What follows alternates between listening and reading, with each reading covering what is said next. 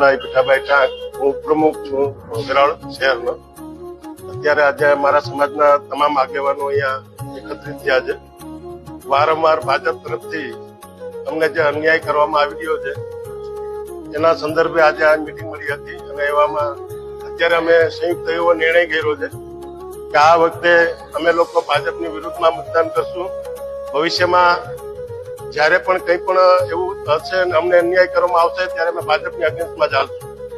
પ્રમુખ શ્રી સોરઠિયા પ્રજાપતિ ધર્મશાળા સોમનાથ.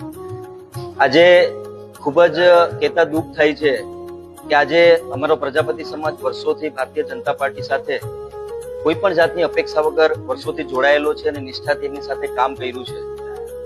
આજ દી સુધી આપ સર્વેને પણ ખબર છે, મીડિયાના માધ્યમથી તમામ ભાજપના જે હોદ્દેદારો છે, સ્થાનિક જિલ્લા પ્રમુખ, શહેર પ્રમુખ અને એ સિવાયના પણ જેટલા હોદ્દેદારો છે એ લોકોને હું એ જ કહેવા માંગુ છું કે આજ દી સુધી વફાદારીથી પ્રજાપતિ સમાજ કોઈ પણ જાતની અપેક્ષા વગર આપ સાથે જોડાયેલો રહ્યો છે.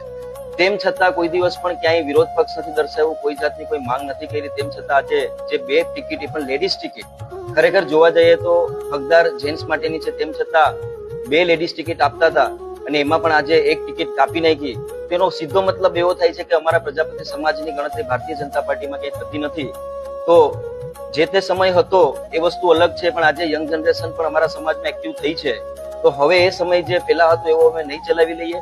એનું કારણ છે કે અમે બીજી કોઈ અપેક્ષા એમની પાસેથી નથી રાખતા, પણ પ્રજાપતિ સમાજના જેટલા પણ મતદાર છે વેરાવળની અંદર, સોમનાથની અંદર, તો અમારો જે હકનું છે એ અમે ક્યારેય પણ હવે ગુમાવવા માટે તૈયાર નથી. એટલે હું તમામ હોદ્દેદારોને કહું છું કે આજે તમે અમને વિશ્વાસમાં નથી લેતા, તમે અમારી ગણતરી નથી કરતા, તો અમારે પણ ભારતીય જનતા પાર્ટી સાથે રહેવાનો કોઈ ફાયદો નથી. એટલે અમે એનો કઠોર વિરોધ કરીએ છીએ અને વિરોધમાં એનું અમે મતદાન કરશું. અને અમે પણ હવે જે જાગૃત નાગરિક તરીકે પ્રજાપતિ સમાજ પણ હવે એમની સામે ફ્રન્ટમાં આવી અને લડત લડવા માટે તૈયાર રહેશે.